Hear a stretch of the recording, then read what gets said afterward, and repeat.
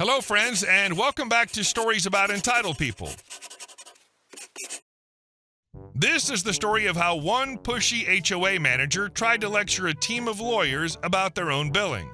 But before we begin, best way to support our channel is to leave comments, like, and subscribe with the turned-on bell so you don't miss the new video every single day. Here we go. Explain this invoice, he said. So I did, and uncovered a legal mess. Background. I work for a company that does work for HOAs. Yes, they do suck, but I like being able to afford to pay my bills, so... A lot of HOAs have management companies that give them a manager to advise them on stuff. This is who gets our bills. At one point, one of the managers at one of these companies was looking to leave, and my boss, in all her brilliance, ignored me when I said he's not the right type of person for her to work with. She's difficult and needs employees who can stand up to her without challenging her, and he's a challenger. She hired him anyway because his background appealed to her. After 2 months of my life being hell trying to train someone who thinks he knows more than me but can't use a computer, she got sick of him challenging her on everything and fired him. He started his own management company and went after some of our clients that hadn't found management yet, so we still have to interact with him. Both clients he landed were absolute messes, with past due balances that meant we stopped doing work for them until they get caught up. The story. We sent him all the past due invoices for both clients when he took them on at the end of last year and have not done any real work for either since. He keeps emailing and asking for meetings to discuss the billing and then doesn't pay it, but comes back and complains that they got another bill because we billed them for the meeting time. This is very standard in our industry. Yesterday, he decided for some reason to involve me, and he should not have done that. He and my boss have been going back and forth in emails for hours and have racked up thousands of words back and forth about how we've explained this billing to him so many times. We aren't going to actively spend any more time on it. Yes, she's actively arguing with him while telling him she's not going to spend any more time on him. That's when he comes back with, carefully study these two files and tell me how last month this client had a balance of $5,100 and this month they have a balance of $8,400. So I opened both files, insert Kendrick's halftime smirk.gif. Remember when I said he got two of our clients to sign on with him?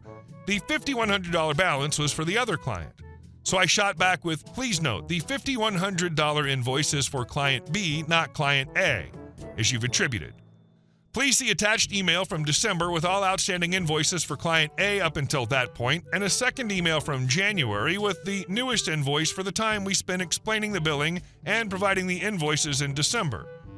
In an effort to assist you with your accounting, I've also attached an account summary for client A. Just a reminder that client A and client B are two separate clients, and their accounting should be accordingly handled separately. Suddenly, he's very sorry for the confusion and will go back over all the documentation before letting us know his findings. Moral of the story, don't go full bore on an argument if you aren't absolutely sure some admin somewhere isn't going to step in and destroy you with one email after hours of acting like we don't know what we were doing. Edit. I realize in my attempt to be somewhat vague, I didn't really relay the implications of fallout here. I work for lawyers, and this man handed us proof that he's potentially mishandling client funds by mishandling their accounting. Since the clients are all nonprofits, that means their funds are held in trust accounts, which have a lot of laws and red tape involved. So if he's charging the wrong clients for vendor invoices, there's likely some legal recourse. At the very least, he's likely to lose the only two clients we know he has and struggle to find new ones, since we will recommend any client considering him not to, and our client pools are mostly a circle on a Venn diagram. Since the attorneys have been battling with him about this for months, no one else was opening anything he sent anymore because we had provided everything he possibly could have needed multiple times, so we couldn't figure out what he was still arguing, and were already considering going directly to the client, but didn't have anything tangible. It wasn't until that line in his email irked me enough to get directly involved. Prior to this, I was CC'd on this particular chain, but I hadn't responded at all. Just watched the scene play out, that I figured out he handed us a giant red flag to potentially get legal proceedings involved. which wouldn't have been noticed by anyone if I hadn't maliciously complied with this specific demand. I love it when a person who couldn't find their way out of a paper bag tells me they're going to report back on their findings. And our second story. Texas cafe drama, the great stool siege of Barnes & Noble. Barnes & Noble isn't exactly the Wild West of coffee shops, but my local one here in Texas can get pretty competitive when it comes to snagging seats. It's not a big cafe, maybe seating for 30 people at most. There are only 6 or 7 proper tables near the window, and those are usually claimed quickly by folks who want sunlight while they sip their lattes or scroll their phones. Then there's the counter. 4 stools pushed up against a little ledge just inside the cafe entrance across from the barista station. These are prime real estate if you can't get a proper table since they're close to the register and give you at least some window view. Naturally, they're the first to go if tables are full. I know the rhythm of this place. If you show up at the right time, you can usually snag a good window table, and that day I did just that. Window on my right, register to my left, counter directly in front of me, perfect. After a few minutes of relaxing with my coffee and some magazines, I noticed something odd at the counter. Only 2 of the 4 stools were actually occupied. A tall blonde woman in her 50s and her teenage daughter had claimed 2 seats, but their bags and jackets were sprawled across the other 2. Effectively, they cordoned off the entire counter for themselves. The daughter, I noticed, wasn't even sitting half the time. She kept wandering into the store to browse while her mom saved the spot with a purse and backpack. It was obvious this wasn't just an oversight. Mom was staking a claim on those chairs like she owned the place. I didn't think much of it until I saw the first casualty. A couple came into the cafe scanning for a spot.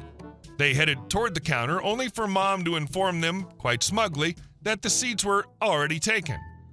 The couple looked disappointed, slunk off to find somewhere else. When the daughter returned, Mom looked practically triumphant, like she just defended her castle from invaders. Then it happened again. Another pair came in, same routine, hopeful glance toward the counter, only to be denied. Mom shooed them away with a satisfied smile, protecting her empire of empty chairs. By the 3rd time, I'd had enough. Another couple came in, a bigger, rough-around-the-edges pair with a distinct redneck vibe.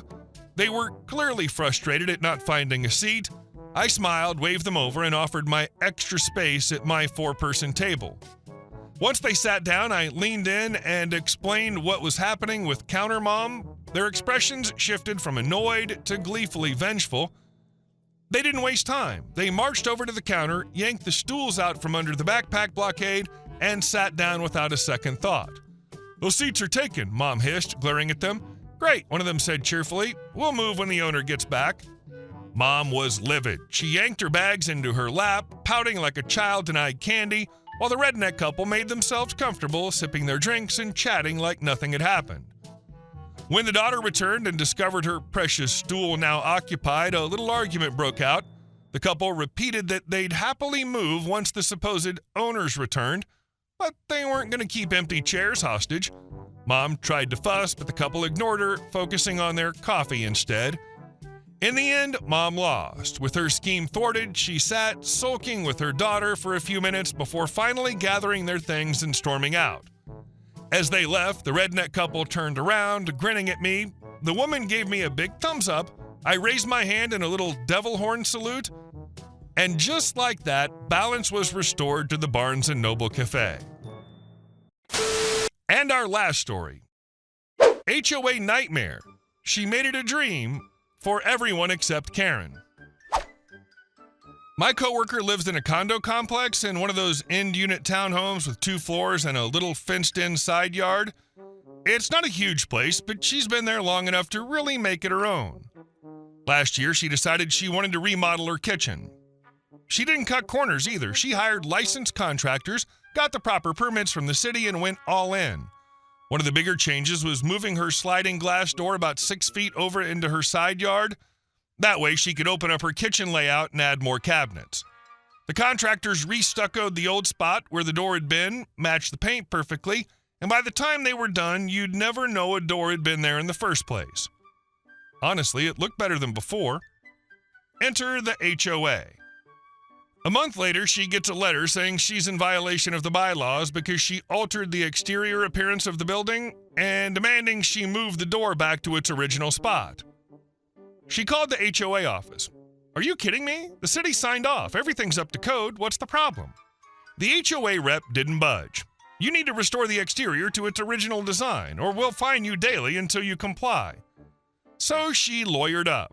Her attorney filed a response saying the HOA had no authority to demand that change because her unit's exterior walls were part of her property line, not common area. But as anyone who's ever dealt with an HOA knows, these things move slower than molasses. The lawsuit dragged on for months. That's when she got a brilliant idea. The annual HOA board election was coming up, and guess what? The president's seat was on the ballot. She decided to run. At first, she figured she didn't have a chance. She wasn't exactly a social butterfly, and the board was notorious for being an old guard of retirees who liked flexing control over everyone else. But she started knocking on doors, introducing herself, and more importantly, listening. She discovered pretty quickly that her neighbors were fed up. One guy had been fined for leaving a ladder propped up against his garage for an afternoon. Another woman got written up because the flowers in her front planter didn't match the approved color scheme. And someone else had actually been ordered to remove their holiday lights before New Year's Day because seasonal decor must be removed promptly. Everywhere she went, people rolled their eyes about the HOA, so she leaned into it.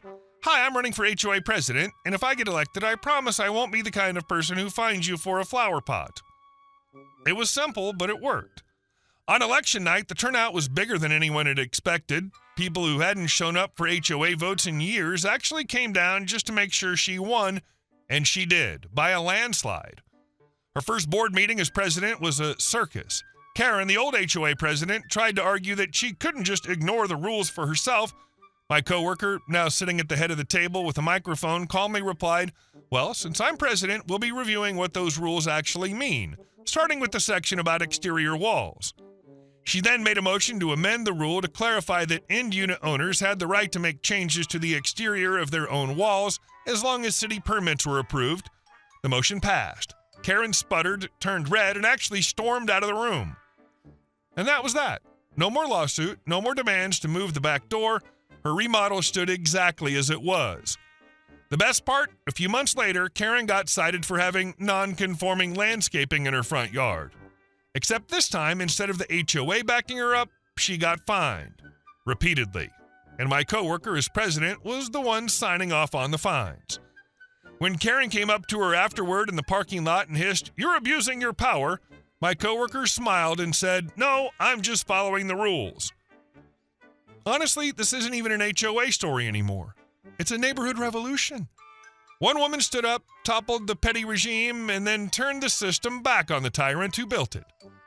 If that doesn't make you want to stand up and slow clap, nothing will. Hey guys, thank you all for watching the video. I'll see you in the next one.